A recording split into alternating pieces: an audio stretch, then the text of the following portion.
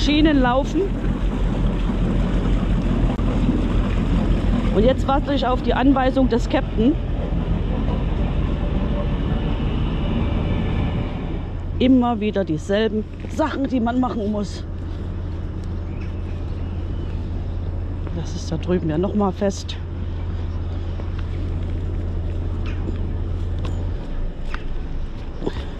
Alles ist schon dreimal abgewischt, aber das nächste Mal wieder. Wir müssen jetzt als erstes hier durch die Schleuse. Nach der Fahrt wieder mit nur einer Maschine gestern haben wir natürlich den linken Tank wieder leer gefahren und der rechte ist voller geworden. Ich hoffe, das können wir heute wieder ändern.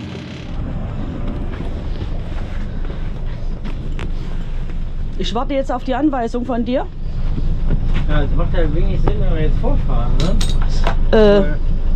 Oder wir können höchstens daneben die Mauer fahren. Ja, du kannst auch dich in die Mitte hinstellen, daneben.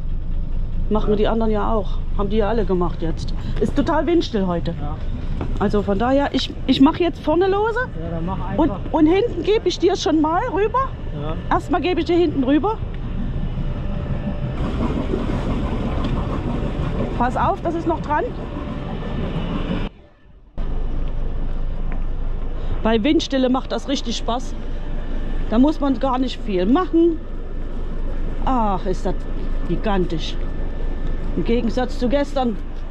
Gestern mit dem scheiß Sturm.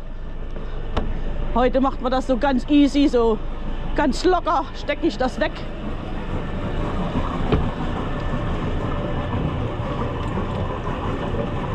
Ja.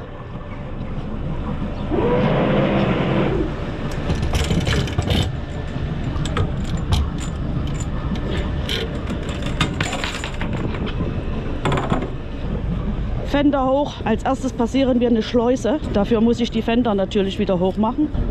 Und jetzt lacht mich die Sonne an. Ist das nicht traumhaft schön? Hier ist deine Leine. Da ist meine Leine. Auf der anderen Seite, komm. Hä?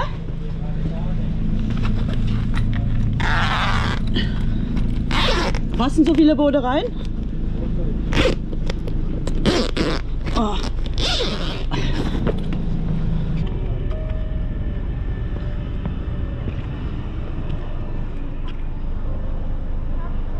Guten Morgen.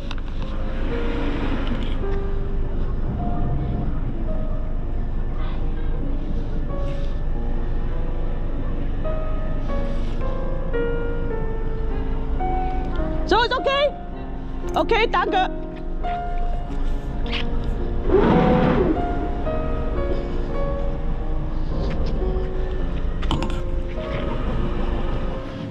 Kleines Schleusenhäuschen. Die Schleuse geht auch schon zu. Wir sind mit 3 Booten drin. Die Sonne scheint. Morgen. Und es geht jetzt gleich weiter. Wir sind heute früh dran. Wollen diese Stunde Sonne noch ausnutzen. Marina mit Bodycam. Und die läuft. Da drüben haben wir gestern gegessen. Wenn man im Sommer hier sitzt, dann kann man natürlich wunderbar die Schleusung beobachten. Guten Morgen. Sie sind jetzt auf dem Film mit drauf. Ich hoffe, es ist in Ordnung. Ja. Die Schleusenwärterin schleust jetzt. Wir schleusen runter. Und das Schleusentor geht jetzt schon auf. Sie geht jetzt vor zur Brücke, um die Brücke zu sperren. Ihr habt keinen Motor? Elektroboot. Hervorragend. Na, ich weiß nicht. Keine Power. Ja, das ist der Nachteil dabei, ne? Dann wünsche ich euch eine gute Reise. Tot sind's. Oh, gucken wir. Ja, danke. Das ist hier schon eine enge Gasse, wo man durch muss. Man darf hier nur 6 km/h fahren. Aber es ist hier so schön. Die Sonne scheint.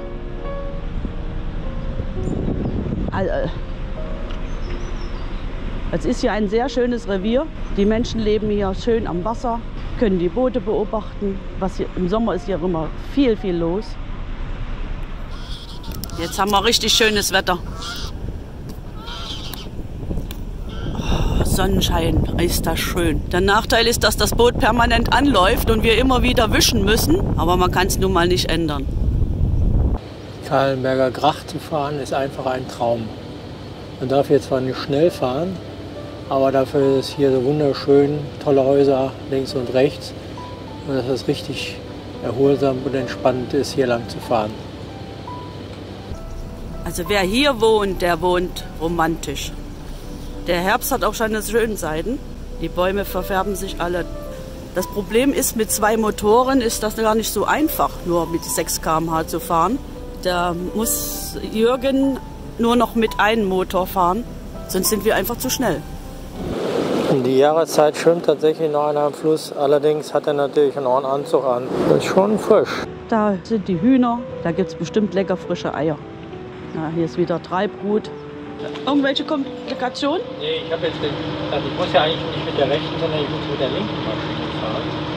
Weil die linke ja gleichzeitig auch noch Sprit wieder in den Tank kippt, das tut die andere ja nicht. Wenn ich mit der linken Maschine fahre, zieht die Sprit aus dem rechten Tank und tut den überschüssigen in den linken. Okay. Ja, Dann mach das mal. Aber du musst aufpassen, es ist sehr viel Treibholz. Ja. Ich habe jetzt wieder 3, 4 große Blöcke Treibholz gesehen. Zum Glück bist du nicht drüber gefahren.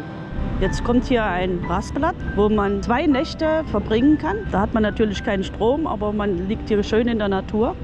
Guten Morgen! Auch ein sehr schönes Mietboot aus Terherne. Ach, guck mal, da sind für die Störche da oben die Nester. Die sind natürlich jetzt auch schon weg. Die sind auch schon Richtung im Süden. Jetzt kommt hier eine scharfe Kurve.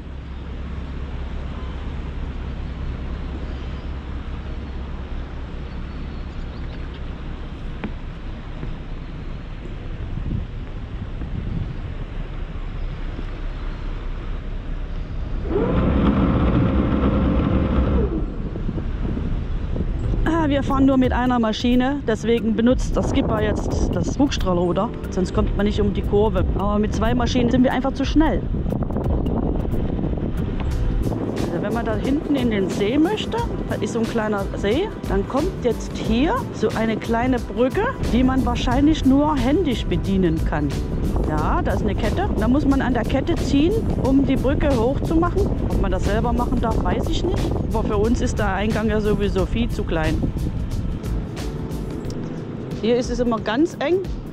Muss man natürlich ein bisschen aufpassen. Gleich um die Ecke kommt eine Brücke, an der wir auch bezahlen müssen. Im Hochsommer, da ist das hier immer sehr, sehr voll und auch sehr eng, wie ihr seht. Und wenn man dann Wind hat, dann ist das nicht so ohne. Also so könnte ich mir meinen Altersruhesitz auch vorstellen.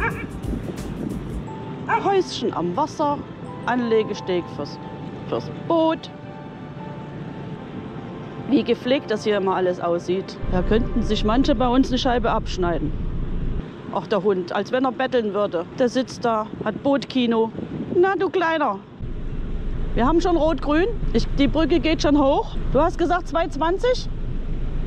Okay. Jetzt kommt die einzige Brücke, die Geld kostet. Und jetzt kommt gleich der Schuh. Guten Morgen. Bedankt. So einfach geht das. Der Schuh kommt, Geld rein, fertig ist man. Guten Morgen. Das ist okay. Nach dem Boot ist okay. Oh, die Wohnbebauung haben wir jetzt verlassen und fahren jetzt den langen Kanal hier lang. Und am Ende kommt dann Ossenzeil.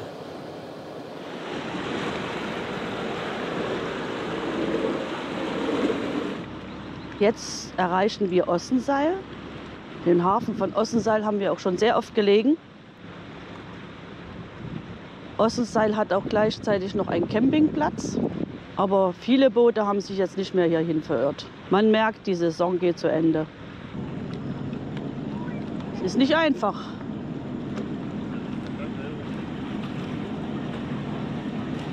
Auch ein schönes Boot.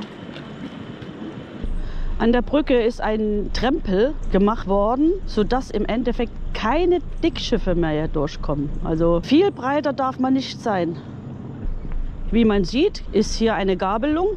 Da geht es nach Gittorn, nach Steenwijk, wo wir herkommen, Zwartslüs und Blockseil.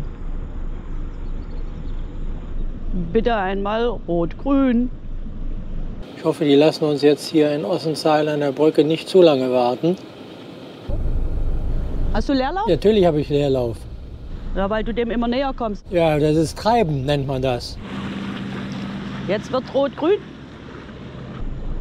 Jetzt geht die Brücke auf.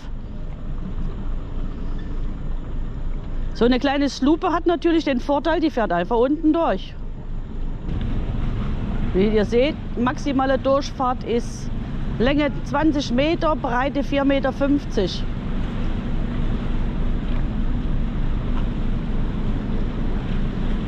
Extra hier dieser Trampel an der Seite gebaut worden, sodass hier keine größeren Schiffe mehr durchkommen.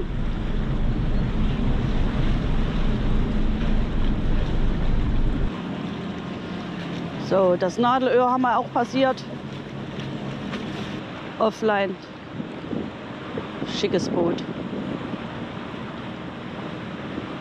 Und uns kommt das nächste Charterschiff entgegen. Hi, guten Mittag. Hier ist auch wieder ein neuer Park entstanden, neue Häuser. Es sind wunderschöne Häuser hier am Wasser. Aber mir gefällt sowas natürlich am besten. Siehst du, der hat das Haus und das Boot am Steg. So lässt sich's leben. Oh. Die Frion hier, da ist auch nichts mehr los, wa? Da waren zwei gestanden, neue zum Verkauf. Es ist schon kalt da draußen. Oh. Ja, Ossenseil haben wir passiert. Und jetzt geht's zur letzten Station über die Drei-Wege-Schleuse, Prinz-Hohmann-Schleus. Und ja, dann haben wir noch ein paar Brücken bis Herrenwehen. Und dann hoffen wir, dass wir die Eisenbahnbrücke auch gut kriegen. Und dann ist unsere Reise beendet. Gestern war es ein bisschen chaotisch mit dem Wind. Die Maschine ist ja wieder ausgefallen. Mit dem Tank haben wir ja frei gemacht, aber heute läuft eigentlich wieder alles gut. Ich hoffe, dass es jetzt so bleibt. Das einzige Blöde ist, dass wir keine Heizung haben. Innen. Die Dieselheizung funktioniert auch nicht. Und damit ist es natürlich schweinekalt. Vielleicht gibt es doch gleich einen Grog. Wir haben jetzt die Lindhorst-Hohmann-Schleuse erreicht. Dahinter ist die Drei-Wege-Schleuse, die ist aber schon nicht mehr in Betrieb. Die Schleuse ist hier relativ breit, sodass auch zwei Boote nebeneinander passen. Wir fahren ganz nach vorne, weil wir doch noch einige Boote im Schlepptau haben. Zum Glück haben wir keinen Wind, sodass das Anlegen recht einfach ist. Das Schleusen geht hier relativ schnell. Auf der rechten Seite ist ein Wasserrastplatz mit Strom, da haben wir auch schon gelegen. Im Vordergrund sehen wir das Restaurant, da haben wir noch nie geschafft anzulegen. Es ist ein Genuss, hier zu fahren. Mit den Brücken, das klappt wunderbar. Die Kommunikation. Na, Herr Bode und Tour, denkt dran, erst bei grün. Jetzt ist grün.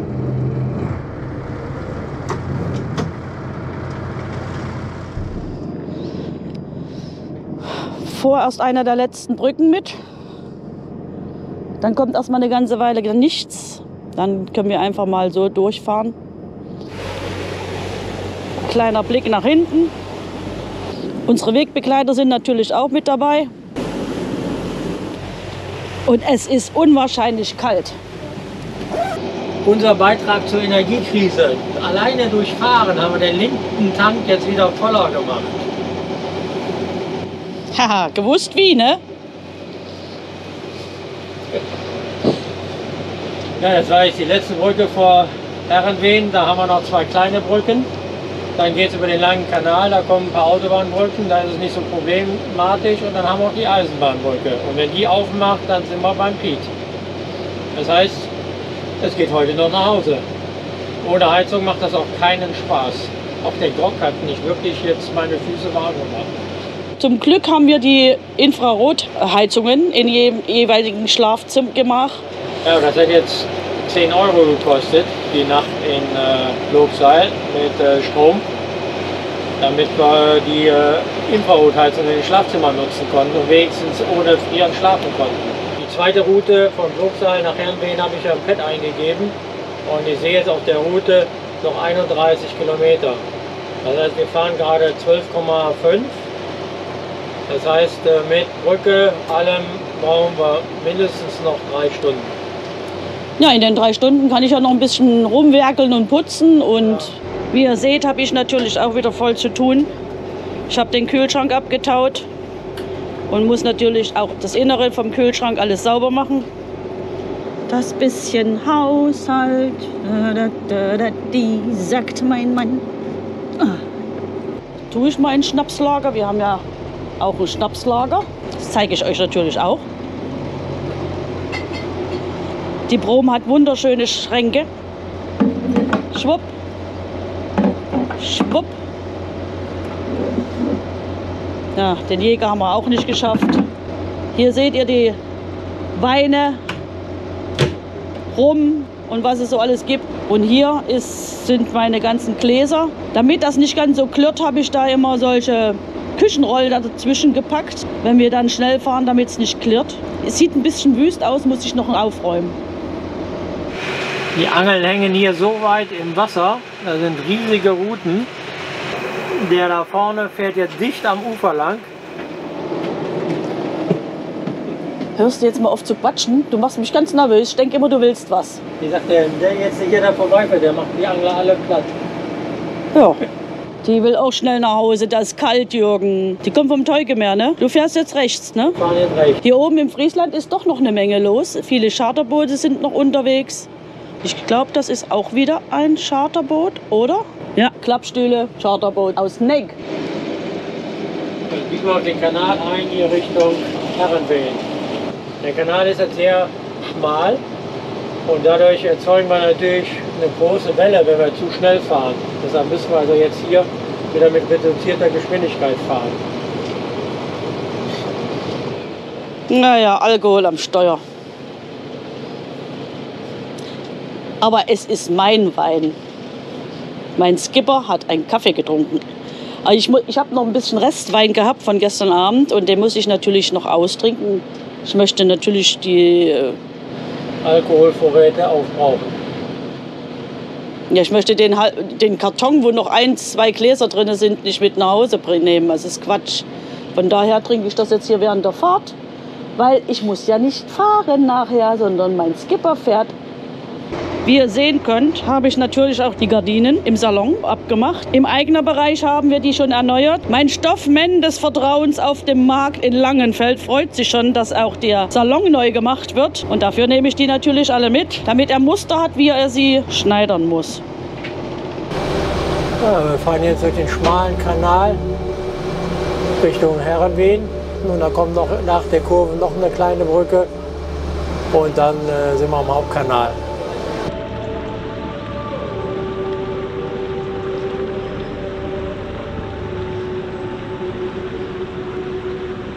Da kommt uns ein Boot entgegen.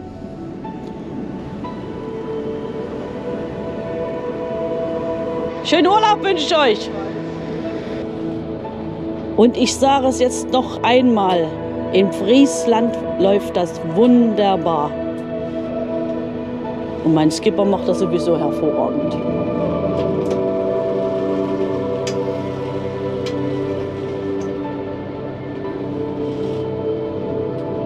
Da siehst du, und für die Allgemeinheit, wir fahren erst bei Grün. Plötzlich und unerwartet kommt doch noch eine Brücke. Und die geht auch direkt wieder auf. Du kannst wirklich nicht mit breiten Booten langfahren. Ja, die Boote dürfen nicht breiter wie 4,50 Meter sein. Stand vorne an der ersten Brücke dran. Na? Jetzt ist wieder grün. Also vorschriftsmäßig immer bei grün alle Brücken passiert. Extra für die Kamera. Alle paar 100 Meter sitzt hier irgendwo ein Reiher.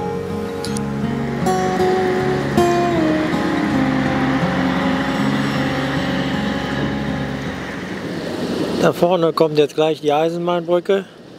Und wenn wir die passiert haben, dann haben wir nur noch die letzte Strecke und dann ist alles erledigt. Gott sei Dank.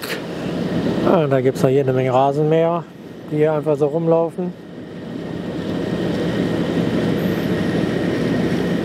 Die Niederländer haben wieder gedüngt. Die Gülle auf dem Feld. Es stinkt. Wir können froh sein, dass es keine Geruchskamera gibt. Jetzt kommen wir an diesen Meldepunkt zum Öffnen der Brücke. Jetzt muss ich natürlich gucken, dass ich das Ding finde. Das ist gar nicht so einfach.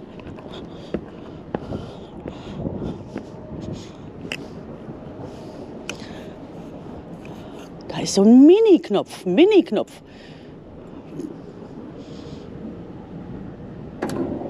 Ich habe ihn getroffen. Ich habe ihn getroffen. Ich habe ihn getroffen. Ab.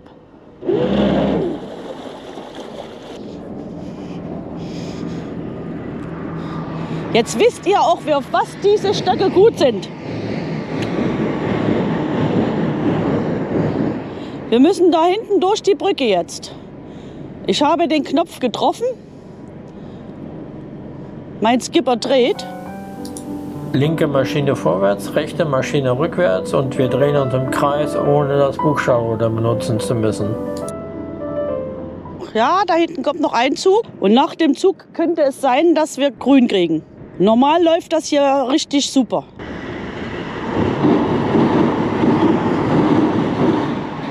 Zug von rechts, Zug von links, gedrückt hatte ich, es klingelt. Die Brücke geht schon mal auf, aber es ist noch rot. Innen ist keiner. Grün. Supi. Jetzt habe ich noch mal erklärt, für was man diesen Stock braucht. Für Brücken öffnen, für Knöpfe drücken, für Seil rummachen und was nicht alles. Man kann ihn aber auch ab und zu versenken.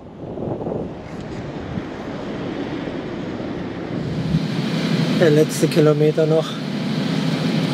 Dann haben wir es gleich geschafft. Da hinten sind schon die Mobilheime auf dem Wasser. Ja, und der sitzt jedes Jahr da, wenn wir kommen. Hier werden viele der schönen Häuser gebaut. Die Firma gibt es schon lange, also solange wir hierher kommen, bauen die halt diese schönen Häuser. Hier sieht man eins mit einer Terrasse. Und jetzt kommen wir zum Piet. Wie es scheint, ist der Platz am Kran ist frei. Der Kran ist frei, das ist super. Piet hat hier auch so ein Hausboot vorne anstehen.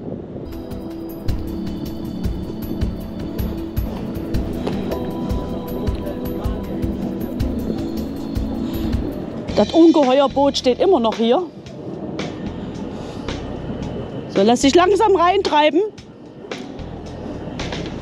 Vorne ist alles gut.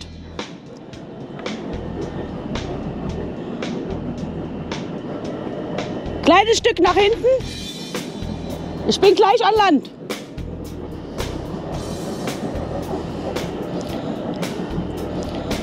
Jetzt steige ich ab. Mache hier erstmal eine Mittelleine.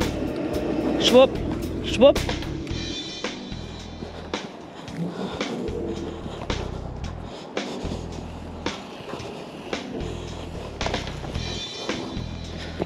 Eine Leine nach vorne. Ist das nicht ein schöner Kran? Hängt sogar was drin. Hat extra für uns Platz gemacht. Hallo. Hi, wer da kommt? Hallo Piet. Piet.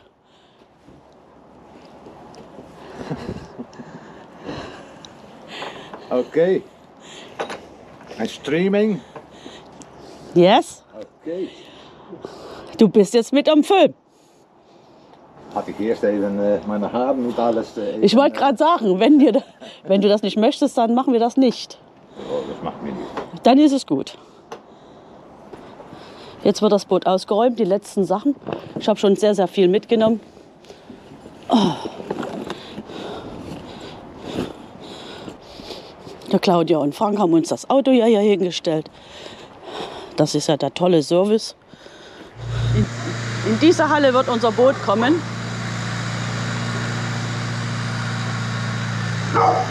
Ja, ist ja gut. Piet, seine Hunde sind ja schon große Hunde. Alles gut. Ah, die Drohne fliegt. Na, Meister der Drohnen. Bei Sonnenschein sind wir hier angekommen. Genau wie bei Sonnenschein wir heute Morgen losgefahren sind. Ja, da hinten, wo der Qualm ist, da kommen wir gerade her. Ein Blick über den Yachthafen von Herrenwehen.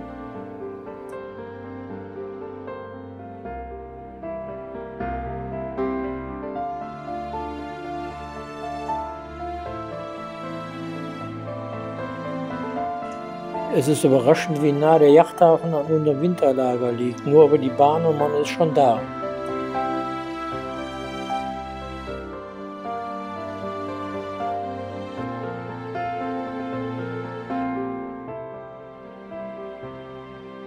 Auf der linken Seite fährt man bis zum Horizont, dann durch die Eisenbahnbrücke und rechts wieder zurück.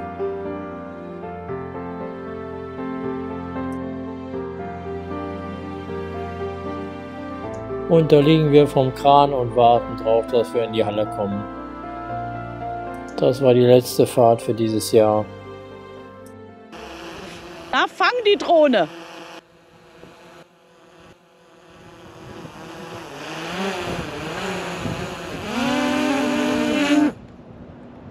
Jetzt ist die Drohne unten. Das war der Schluss unseres Films von Boote on Tour ins Winterlager. Da ist der Kran, damit wird das Boot rausgeholt. Wir sind nicht dabei, zum Glück. Und jetzt geht's gleich nach Hause. Und jetzt geht's nach Hause ins Warme. Das war die Saison 2021.